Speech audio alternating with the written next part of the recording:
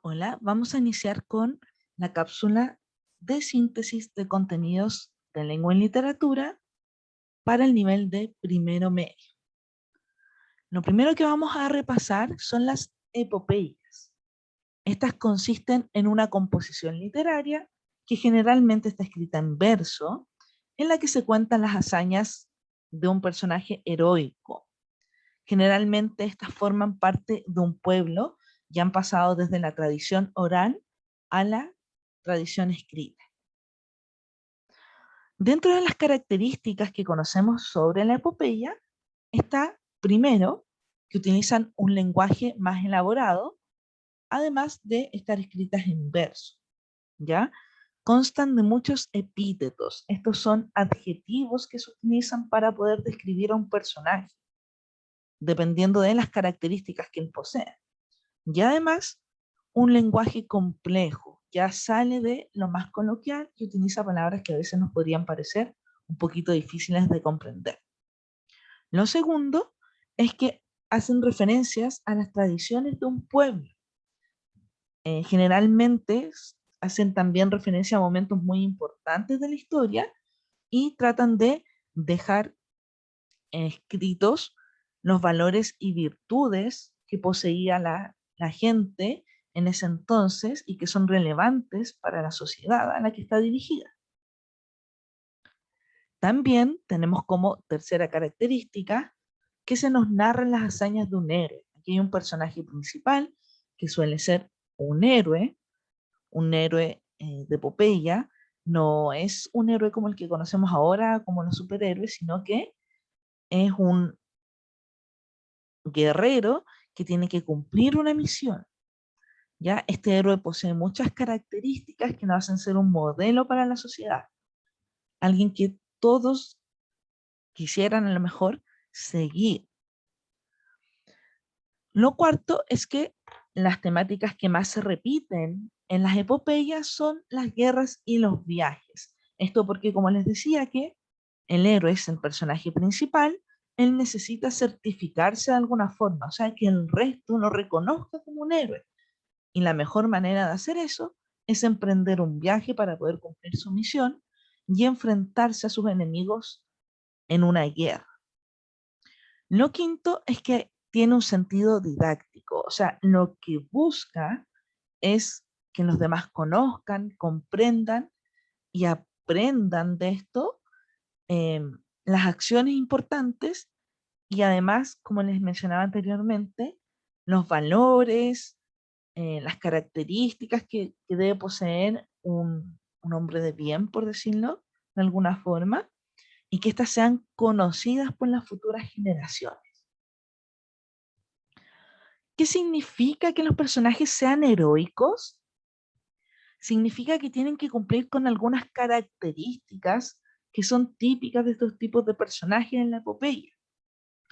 Primero, que sea un guerrero sin igual, que sea reconocido por el resto, que tenga una reputación de ser un buen guerrero, de poder luchar contra sus enemigos, de no rendirse en las batallas.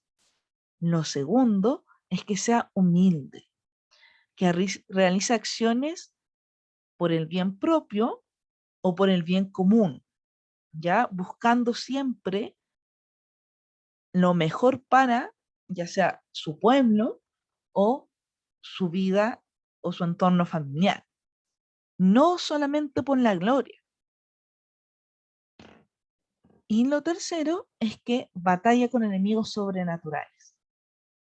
Dice aquí, el héroe enfrenta enemigos formidables que suelen ser sobrenaturales o sobrehumanos. Por eso que en estos relatos podemos ver conexión con los dioses, dioses enojados con ellos, semidioses también. Siempre hay algún tipo de enemigo que resalta y ya no cumple solamente las características humanas, sino que sale de lo humano y se convierte en algo sobrenatural. Tenemos como ejemplo aquí la Ilíada.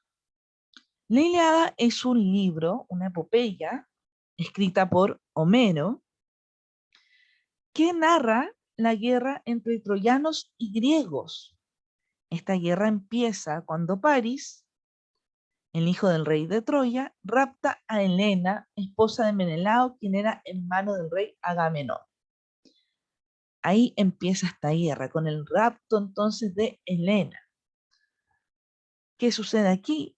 Tenemos un héroe principal, que es Aquiles, que es el héroe de la guerra de Troya, y tiene como características, y aquí están, de aquí nacen los epítetos también, ser el más fuerte, el más rápido, el bello guerrero de la Ilíada.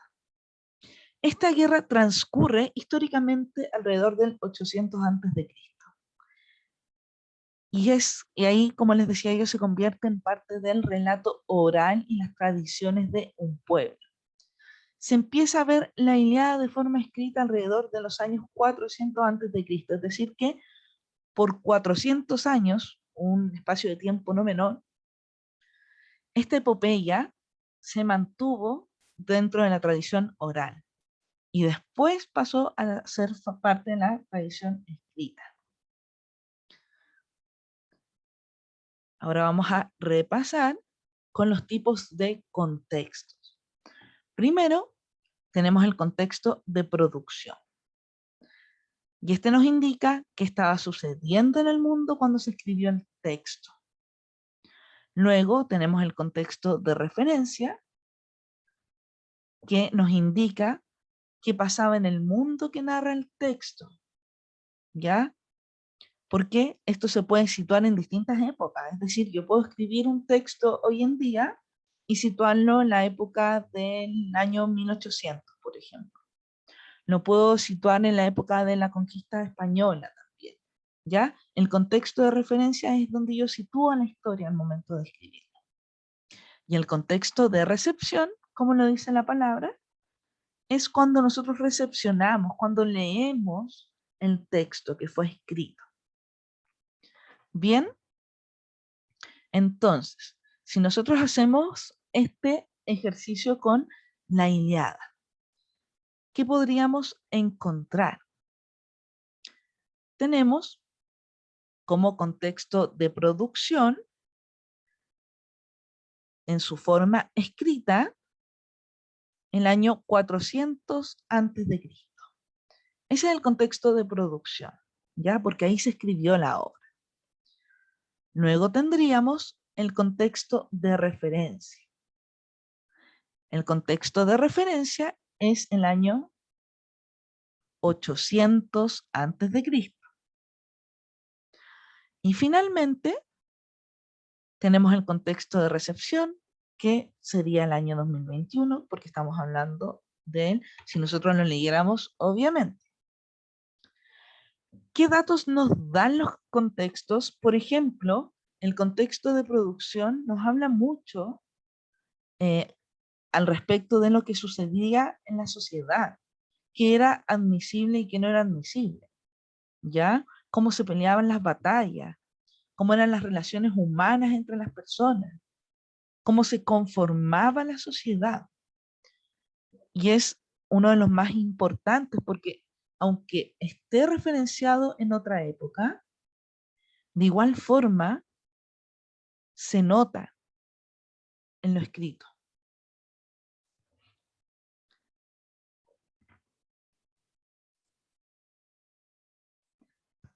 Ahora vamos a pasar a el segundo tema que vamos a sintetizar de los que hemos visto dentro de las clases durante este periodo, que es la poesía. La poesía es un tipo de texto que pertenece al género lírico y se caracteriza por la expresión de ideas, sentimientos o historias de un modo estético y bello. Y esto es lo importante de la poesía, y es que generalmente lo que más preocupa es la forma en que escribimos. Por eso también utiliza un lenguaje bastante rebuscado algunas veces. Generalmente está escrito en verso, pero también puede estar escrito en prosa. Dentro de la estructura de la poesía encontramos sílabas, que es parte de la poesía y son el conjunto de letras que van formando estas palabras. Y en una parte de la poesía, en algunos tipos de poemas, es muy importante, porque se basa en la cantidad de sílabas que hay en cada verso para poder cumplir con ciertas reglas de métrica, que se llama todo lo que está relacionado a al conteo de sílabas dentro de la poesía. Por ejemplo, tenemos los haiku, que son poemas de la tradición japonesa, que utilizan el conteo de sílabas y tienen una métrica de 5 sílabas, luego 7 sílabas y luego 5 nuevamente.